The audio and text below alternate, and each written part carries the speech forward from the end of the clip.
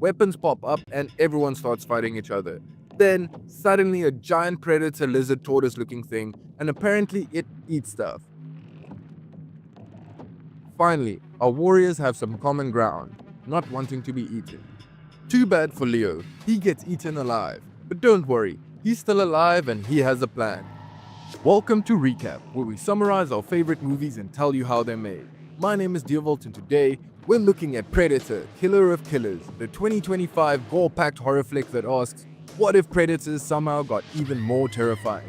Before we dive into this creepy adventure, make sure to like, subscribe, and hit that bell icon, or a predator might sneak into your room and tickle your feet tonight. So, grab your favorite weapon and stay close, because today we're going head to head with one of the most deadly creatures in the universe. Why does this movie exist? Predator Killer of Killers isn't just another entry in this old sci-fi franchise, it's a blood-soaked animated film that fans didn't even know they needed. Since 1987, the Predator series has seen jungle hunts, urban warfare, alien crossovers, and more than a few questionable sequels. But this one hits differently. Killer of Killers doesn't just bring the Predator back, it evolves them into something darker, meaner, and way more brutal. After years of silence, soft reboots, and fan frustration, Killer of Killers is the answer to the question, what if the Predator franchise had an animated movie? With the same director from the previous installment, a dark undertone, and a body count that makes the original look like a daycare center, this 2025 film is here to reclaim the horror throne. And it's not just a once-off feature. This film sets up the 2025 live-action film, Predator Badlands. What is Predator Killer of Killers? Before we dive into the carnage, let's break down what this movie is really about, and why it's got longtime Predator fans foaming at the mouth. The Predator franchise has always followed a simple rule. The hunt is everything. Since the original 1987 classic, we've seen these alien hunters track down elite soldiers, city cops, xenomorphs, and a lot more, all for the thrill of the kill. Even though Killer of Killers doesn't really flip the script in a big way, it makes up for it in storytelling, character development, and just pure epic violence. In this movie, the Predator targets the world's deadliest assassins, mercenaries, and samurais. It's a hunt of the hunters, a showdown between apex predators where only one walks away. And with brutal new tech, deeper lore, and a setting that drips with gore, this movie redefines what it means to face off against the galaxy's most feared killer. Over the years, Predator has had its highs and some serious lows. 2018. But Killer of Killers feels like the franchise finally remembered what made it terrifying in the first place. Silence, tension, blood, and the thrill of the hunt. So yeah, this movie had a lot riding on it. And it came ready to destroy all expectations. The movie starts with weird alien hieroglyphs. They translate to, go forth among the stars and seek only the strongest prey. They shall be your trophy. Become the Killer of Killers. Inspirational, and also the name of the movie. Within the first 45 seconds, these people are not messing around. Next, we cut to a wide shot of space with a spaceship flying straight at Earth. Is this the Predator mothership? Let's find out. So, we're set in ancient times, 840 AD to be precise. A Viking ship emerges from the smoky fog, and we get our first glimpse of the animation. It kinda seems like PS2 graphics, but maybe I'm just being harsh. The Vikings shout Viking things, and we get our first glimpse of Prince Zuko. I mean, this lady Viking. Little Joffrey over here is super motivated to fight people, and I, for one, is super excited to see what happens. The boat docks and the sky is lit up by flaming arrows. We cut to a chapter title, The Shield. We are now post-battle. The Vikings have won and defeated everyone. They're so strong. They're so tough. For now at least. Lady Zuko blabbers on at an old man strung up against a tree. He won't tell her what she wants to know, and that makes her angry. Very much Karen vibes. The animation style is feeling a lot more appealing already. Little Joffrey's mom tells him that he has to kill the old man, and he does it. But with the utter look of trauma in his eyes, I have a feeling this was his first kill. Suddenly, we see an invisible ship pass by. Are things about to get turned up? No. We cut to the Vikings having a nice, post-kill forest barbecue. Lady Zuko tells us the story of how her father died. We die by ass. Wait, did this man just say he dies by ass? Me too, I guess. In the depressing flashback, we see the dad forcing his daughter to kill him while he shouts "Avenge me" at her. This looks like a job for better help. No wonder she's got resting sour face. Anyway, as she finishes her story, we pan upwards to get our first look at a predator stalking them. He's got heat vision and they have dramatic backstories. I wonder who's going to win. Suddenly, we're thrown into another battle scene. So many kills are happening that I can't even keep track. This lady is hungry for blood and she is having a feast. She's literally the Viking version of John Wick. You know, if his dog was kind of his dad. And anyway, moving on. Lady Zuko makes it into the castle/fort and faces off against the king. He kinda looks like a rat. By this point, I'm kinda really enjoying the animation style of the movie. But it kinda reminds me of old school video game animation, as well as the 2004 Action Man Robot Attack movie, which I totally want to cover for the next video. Anyway, moving on. The Rat King talks and talks and talks, and Lady Zuko just decides to cut his head off. She has had enough, and honestly, so have I. We're 12 minutes in and the pure brutality of her strength is kinda being shoved down our throats. I mean, I know they want us to be aware of how powerful she is, so that when the predators show up and they make easy work of her, they can kinda seem invincible. But this is kinda getting ridiculous. Anyway, next thing, little Joffrey gets flung across the room by an invisible force field. A giant predator reveals himself, and rightfully so, everyone shits their Viking shorts. The predator makes quick work of all the Vikings, smashing, stabbing, and throwing them across the room like a spoiled kid at Hallmark. Anyway, little Joffrey lands a spear right in the predator's chest, causing Nickelodeon slime to pour out of him. The predator is now officially pissed off, and he's got alien tech, so the Vikings are kinda screwed. Mr. Predator blasts our Viking lady with his force field, sending her over the side of the cliff and into the frozen waters below. The predator stands over her, but can't see her body heat since she's under the ice. At least now we know what the predator's weakness is. Joe Rogan having an ice bath. In an epic battle, Lady Zuko faces off against the predator, until she gets the upper hand, hitting him with an anchor. This just pisses him off more. As he walks over to her, she notices that the ice is cracking underneath him. She decides to break it completely, causing both of them to crash into the water. While underwater, the predator is completely disorientated. He clearly didn't go for swim lessons as a kid. Anyway, she uses his force field against him, blasting herself out of the icy cold water while sending him headfirst into the pointy anchor. Bye bye, Mr. Predator. Oh no, Joffrey is dead. Nope, he's alive. Well, kinda. They mention his name, but I prefer King Joffrey. He says some gibberish and then dies. Or finishes early. I mean, that face could mean both. We cut to a motivational Japanese quote and then a samurai in training. Could this be Lady Zuko's partner in crime for this movie? Let's find out. We are shown a training montage that includes all the most important fighting skills, like hitting leaves with sticks, hitting sticks with sticks, and then making paper boats. Yeah, humanity is doomed and this Tekken sensei knows it. Moving on, we see the sensei setting up a child fight club. And oh boy, it looks like this is a fight to the death. And the winner gets a really cool helmet. Anyway, the boys refuse to fight and they deeply disappoint their sensei. If only this was a leaf hitting contest. Suddenly, one boy attacks the other. His head must be so cold because he really wants that helmet. So, then Cold Head defeats the other boy in combat, and I think we have a villain in the making. The other boy is left with a gnarly scar. This is the perfect foundation for an anti-hero. Next chapter, the sword. We jump forward in time, and the sensei is dead, and the evil boy is now a big boy.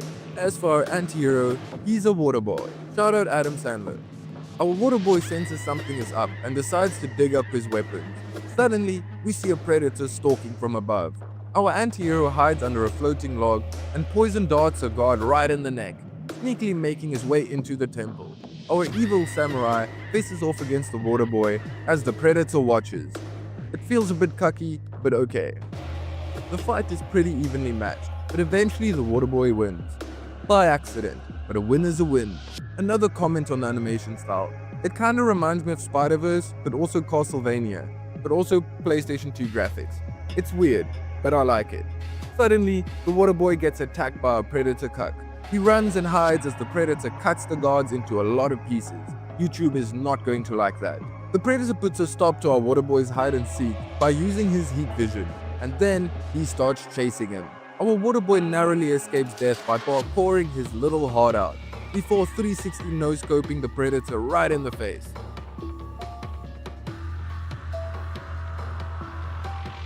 Oh look, evil samurai guy is still alive. Never mind, he got killed by the predator. But not before the two samurai dudes do an insane amount of damage on the predator. The water boy blows the predator up using his own tech, which kinda makes me think, in most of these predator encounters, their greatest weakness is their own technology. Interesting. Anyway, evil samurai is still alive, somehow, but this time he teams up with the water boy and they deliver a final blow to the predator, cutting him into two Thanksgiving portion pieces of pred ducken. The two samurai dudes make up, and then the evil samurai drops dead. Man, this chapter has been an emotional roller coaster. Suddenly, we cut to the Viking lady, the water boy samurai, and someone else sitting in a futuristic prison. Is this setting up a Killer of Killers Hunger Game type thing? Let's find out. We see the backstory of our unknown prisoner.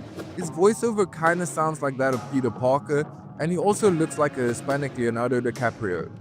Little Leo's dad reveals that Leo has been drafted into the army. We roll into our third chapter title, The Bullet. First up is a US Navy ship in 1942. This is during the Second World War. Leo is now working on planes, but he's not very good at it. Suddenly, there's an attack. Was it the Germans? Was it the Japanese? Nope, it was the Predators. Leo investigates the Predator tech by poking at it with a screwdriver, drilling at it, and sawing at it with a handsaw. You know, all the super scientific methods. Anyway, Leo upsets the tech and sends it crashing through the wall, taking an entire plane engine with it. The sergeant is going to be pissed. While the Americans are fighting the Germans, the Predator is watching, setting up his kill shot. Meanwhile, Leo decides that he's going to warn the other soldiers about whatever is in the sky. While Leo is shouting at a pilot, the pilot gets shot out of the sky. The Predator ship reveals itself and unleashes hell upon the Americans. We also see a brief close-up of the aviation Predator, and he is ugly as hell. I mean, he kinda looks like Frieza that got sunburnt or something. This Predator continues to kill many soldiers, blowing them up, ripping them apart, and all around just having a great time. Leo's plane catches fire and he literally crawls onto the wing to try and fix it. Like, if you couldn't fix a plane while on the ground, what makes you think you can fix it in the sky? Brave or stupid? You decide. Anyway, Leo and his sergeant decide to fly as high as possible in an attempt to cool the engines down just enough to not be seen by the Predator. The sergeant sacrifices himself to save Leo, who is in the atmosphere with only a t-shirt on and no oxygen. I'm no Neil deGrasse Tyson, but this seems highly unsafe and he would either suffocate or freeze to death. Anyway, Leo somehow survives and shoot out the Predator's engine before leading him on a chase through France. The sequence ends with the Predator ship being shot to bits by literally all sides of the wall. Leo makes it back to the airplane hangar safely, or so we think. The Predator ship emerges from the ocean. It's damaged, but still chasing him like an obsessed ex. Leo uses the Predator's own tech to blow his ship to pieces before crashing into the water. Do you see the Predator tech pattern? This is officially a conspiracy. Or maybe it's a known fact and I'm just dumb. Anyway, we cut ahead and Leo gets abducted by a giant Predator ship outside of his own garage. The ship flies away, leaving only crop circles behind. Leo wakes up in a pod. They put a collar on him and shove him into a cell with our other two prisoners. Great, we're all caught up. Leo is very chatty and none of the other prisoners wants to be his friend. Then we cut to an alien gladiator setup. Are we not entertained? Suddenly, the ship lands and the main Predator steps into the Colosseum. This is one chunky boy. His face looks kinda like a chubby hamster, and the first time I saw it, I burst out laughing. Big Boy blows up a fellow Predator to show everyone how the collars work, before telling our warriors to fight each other. Weapons pop up and everyone starts fighting each other. Then, suddenly a giant Predator lizard tortoise looking thing, and apparently it eats stuff. Finally, our warriors have some common ground, not wanting to be eaten. Too bad for Leo, he gets eaten alive. But don't worry, He's still alive and he has a plan.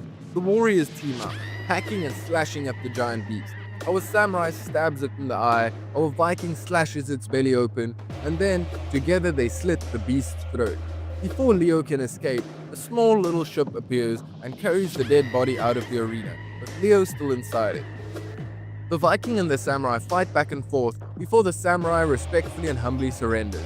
Just before both their heads are blown off, Leo arrives to save the day.